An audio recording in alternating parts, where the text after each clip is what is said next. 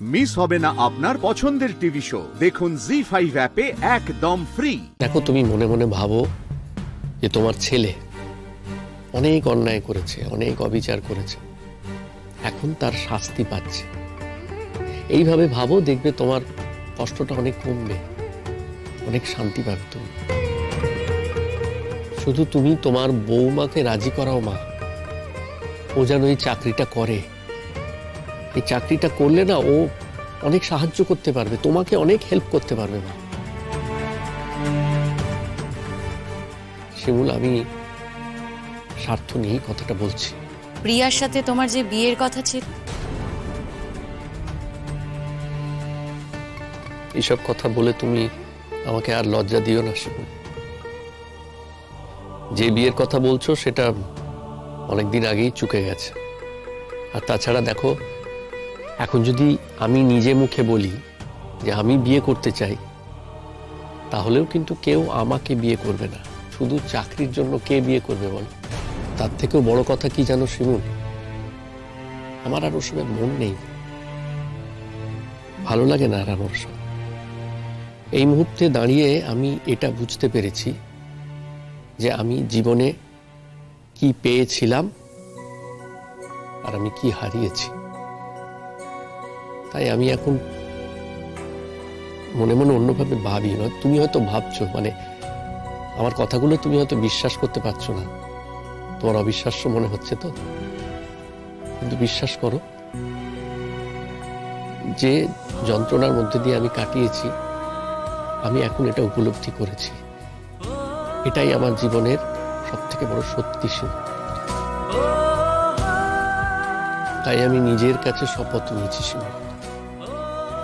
যে কটা দিন আমি বাঁচবো, আমি সত্যি কথা বলে যাব। আর এটাই আমার জীবনের সবথেকে বড় সত্যি ছিল। সবসময় এইভাবে আমার সামনে কথা বলে, জানো? সবসময় খালি তার চলে যাওয়ার কথা। আমি তো মা, বৌমা। হ্যাঁ, ও কি কথা? আমি কি করে সহ্য করি বলো দেখি? বোঝেই নে যে আমার বুকের মধ্যে কিরকম হয়, আমার মনটার মধ্যে কতখানি কষ্ট হয়, কিচ্ছু বোঝে না। এই জন্য বোধহয় আমি বেঁচে ছিলাম। আমি বুঝিনি ভগবান আমাকে নেননি কেন।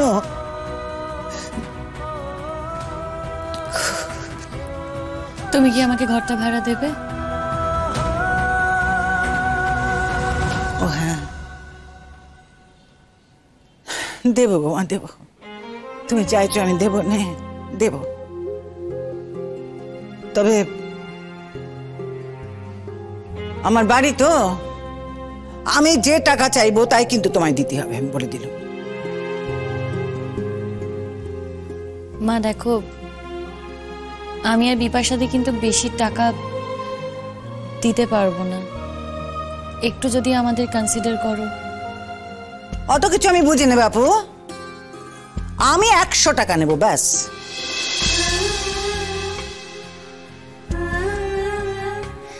আমি তোমাকে এতটাও কনসিডার করতে বলিনি। কি কথা? হ্যাঁ, আমার বাড়িতে আমি যা চাইবো তাই তো তোমায় দিতে হবে, এটা তো তুমি ঠিক করতে পারো না বৌমা। মা দেখো, এই পাড়ায় যা ভাড়া চলছে আমি তোমাকে ঠিক সেই ভাড়াই দেব, মানে একটা ঘরের জন্য যেই ভাড়া দেওয়া উচিত। আজ রাতেই তাহলে বিপাশাদিকে নিয়ে আমি এখানে চলে আসব। সুচরিতাদির বাড়িতে তো আর জায়গা হলো না, আর বিপাশাদি নিজের বাপের বাড়িতেও ফিরবে না, আর শ্বশুর বাড়িতে যাওয়ার তো কোনো প্রশ্নই নেই।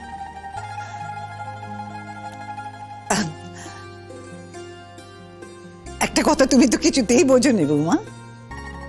দেখো, আসল কথা হলো গিয়ে এই বাড়িখানা কিন্তু তোমার।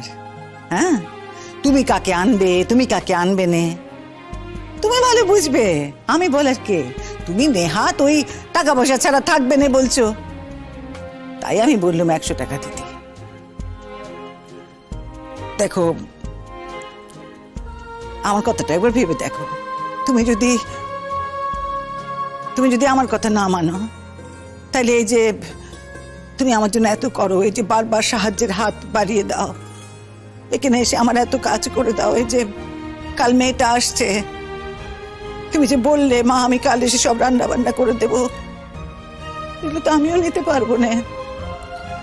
মা দেখো, একটা ঘরের জন্য যে ভাড়া ধার্য করা উচিত আমি ঠিক সেই ভাড়াই তোমাকে দেব, আর তাতে যদি তুমি রাজি থাকো তাহলেই আমরা এই বাড়িতে থাকবো, তা না হলে কিন্তু থাকবো না। বাপরে বাপরে বাপরে বাপ। আচ্ছা বাপু, আচ্ছা তাই হবে, আমার বৌমা যেমনই করবে তাই হবে। শিমুল, আজ পর্যন্ত তুমি নিজের জন্য কোনো কিছু চাওনি, কোনোদিনই চাওনি, কিন্তু তোমার নিজের তো কিছু প্রাপ্য রয়েছে। ইনফ্যাক্ট এই বাড়ির একটা অংশও তো তোমার প্রাপ্য।